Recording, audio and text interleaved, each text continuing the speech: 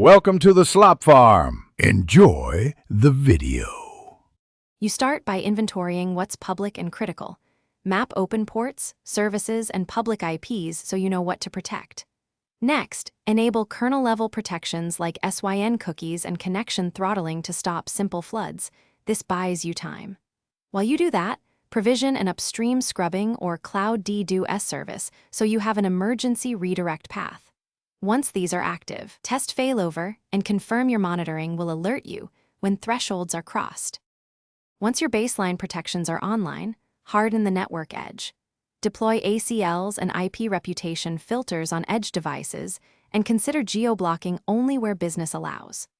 Then tune rate limits and per-client concurrency caps in your load balancers, and put a web application firewall in front of HTTP services to drop malicious requests early.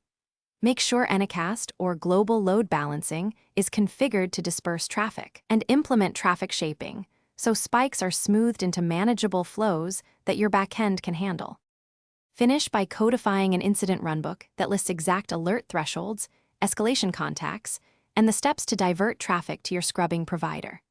Automate alerting and the ability to flip traffic diversion or temporary blackholing when severe floods occur, and ensure you have logging to verify actions. Once done, schedule quarterly attack drills and post-incident reviews so you can tune rules and validate provider performance. If things go wrong, check whether mitigation was applied upstream first, then examine logs for IP patterns to refine filters. Thanks for watching. Consider subscribing if we helped you today.